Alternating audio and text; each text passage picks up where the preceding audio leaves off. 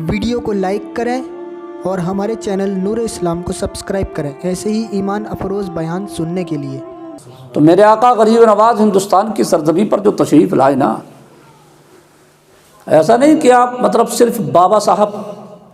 ایک بزرگی لائن والے بس ہوں، آپ بہت بڑے عالم بھی تھے آپ۔ اب آپ بتائیے کہ مکہ شریف میں جو مدرسہ پڑھایا ہو، سبحان اللہ، حرم شریف میں بیٹھ کر جس نے مدرسہ لگایا ہو، سمرقند اور بخارا میں جس نے تعلیم حاصل کی ہو، اس لیے آپ کی کتاب جو ہے نا، اس کتاب کو جب ہم لوگ پڑھتے ہیں تو لگتا ہے کہ یار یہ تو جیسے کسی بہت بڑے عالم کی لکھی ہوئی کتاب۔ جب جو بھی بات آپ کرتے ہیں تفسیر فلاں میں لکھا ہے، یہ خواجہ صاحب کی بولی ہے۔ عام طور سے بزرگوں کی بولی ایسی نہیں ہوتی، بزرگ بولتے ہیں، دل میں اترنے والی بات کرتے ہیں، سمجھاتے ہیں، مگر خواجہ صاحب کا جو انداز ہے بڑا نرالا ہے۔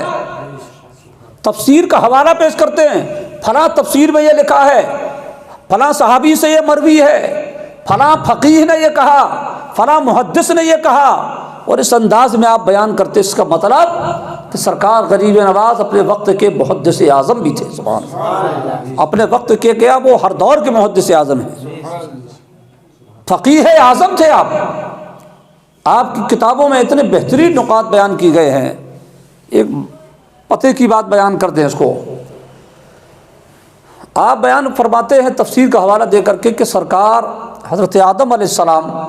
جب دنیا میں تشریف لائے اور حضرت حوا سے ملاقات ہوئی، توبہ قبول ہوئی آپ کی،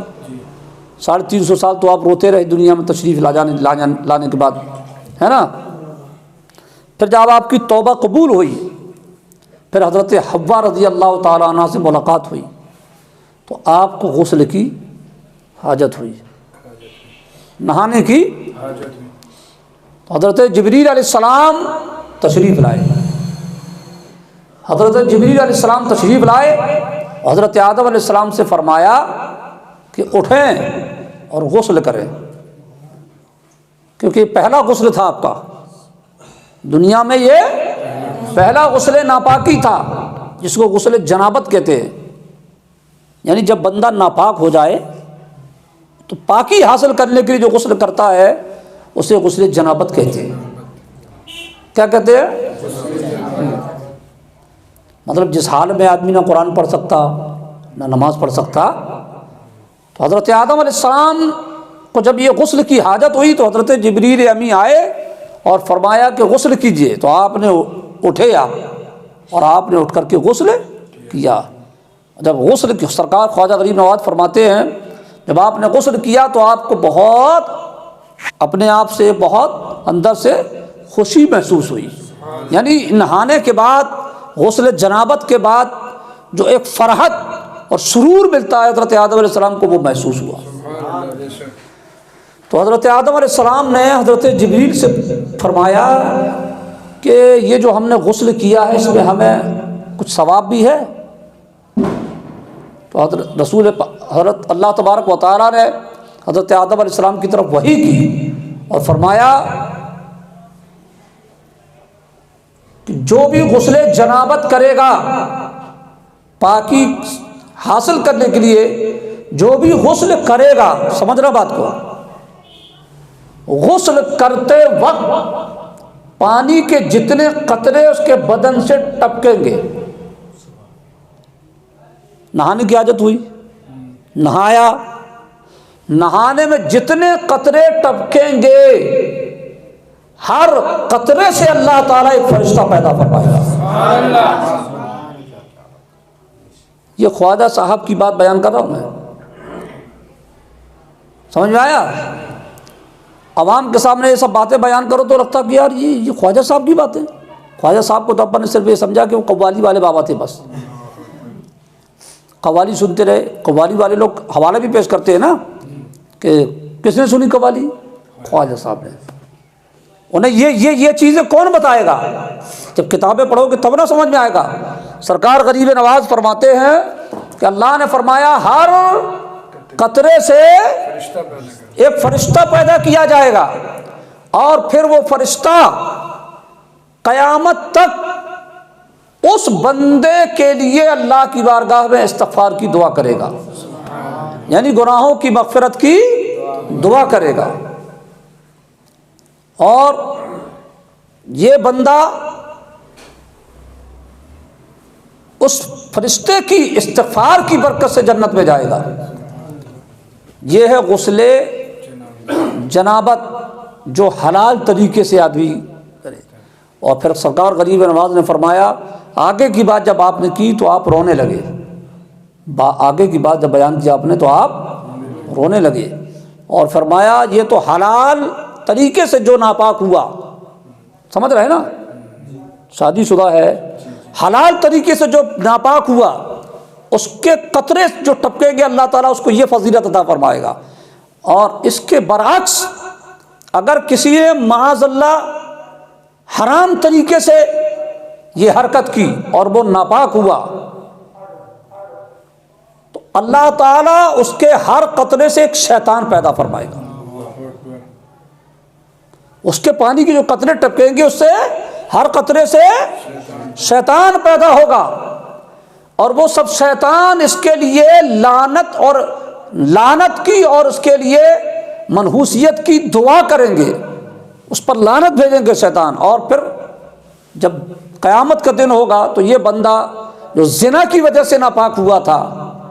وہ شیطانوں کے ساتھ جہنم میں ڈال دیا جائے گا۔ یہ تفسیر کے حوالے سے حضور غریب نواز رضی اللہ تعالیٰ عنہ نے بیان فرمایا۔ حضور غریب نواز رضی اللہ تعالیٰ عنہ دوسری جگہ ارشاد فرماتے ہیں کوئی دن ایسا نہیں، یہ حضور غریب نواز کی باتیں بیان کر رہا ہوں، کوئی دن ایسا نہیں ہے کہ اللہ کے دو فرشتے دنیا میں نہ اترتے ہوں۔ ایک فرشتہ خانہ کعبہ کی چھت پر کھڑا ہوتا ہے اور وہ اللہ تبارک و تعالیٰ کے حکم سے یہ اعلان کرتا ہے اے انسان اور اے جنات، قابل مبارکباد ہے وہ جس نے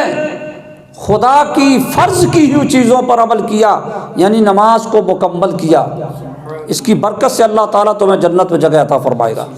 یعنی ہر دن دو فرشتے اترتے ہیں اور ایک کعبے کی چھت پر کھڑے ہو کر کے پکارتا ہے اے انسانوں اے جناتوں اللہ کی عبادت کرو، اللہ نے تمہیں اس لیے پیدا فرمایا ہے، اور جو عبادت کرے گا وہ جنت میں جائے گا۔ اور دوسرا فرشتہ حضور صلی اللہ علیہ وسلم کے روضے کی چھت پہ کھڑا ہوتا ہے اور وہ وہاں سے پکارتا ہے اے انسانوں اور جناتوں سنو، جس نے حضور کی سنت پر عمل نہیں کیا، جس نے حضور کی سنتوں پر عمل نہیں کیا، حضور کی شفاعت اسے نصیب نہیں ہوگی۔ یہ حضور غریب نواز رضی اللہ تعالیٰ عنہ کی تقریر ہے جو آپ اپنے مریدوں سے کیا کرتے۔ جب کافی تعداد میں ہندوستان میں تشریف لانے کے بعد جب مسلمان ہو گئے تو سرکار غریب نواز ان کو واضح و نصیحت کرتے، اور واضح و نصیحت میں وہی باتیں بولتے جو مولانا صاحب لوگ بیان کرتے ہیں۔ تو اللہ تعالیٰ سرکار غریب نواز رضی اللہ تعالیٰ عنہ کے صدقے اور طفیل ہم اور آپ سب کو شریعت مصطفی کی پابندی کی توفیق رفیق عطا فرمائے۔ 50 سال کی عمر شریف میں آپ نے شادی کی، پہلے آپ شادی نہیں کر رہے تھے، بالکل آپ کا ارادہ شادی کا نہیں تھا، اللہ کی راہ میں ایسے مست ہو گئے تھے۔ پھر حضور صلی اللہ علیہ وسلم تشریف لائے اور آپ نے فرمایا معین الدین شادی میری سنت ہے، اسے ادا نہیں کرو گے، سبحان اللہ۔ تب پھر آپ نے اس عمر میں جا کر کے شادی کی، سبحان اللہ، کیونکہ حضور تشریف لے آئے، سمجھ میں آیا نا۔ اگر حضور تشریف نہ لاتے تو سرکار غریب نواز کی توجہ ادھر نہ جاتی، اللہ اللہ، بس اللہ کی یاد میں سے مست تھے۔ اللہ تبارک و تعالیٰ مجھے اور آپ کو حضور غریب نواز کے نقش قدم پر چلنے کی توفیق رفیق عطا فرمائے۔ استغفر اللہ لا الہ الا اللہ محمد رسول اللہ صلی اللہ علیہ وسلم۔ چلیے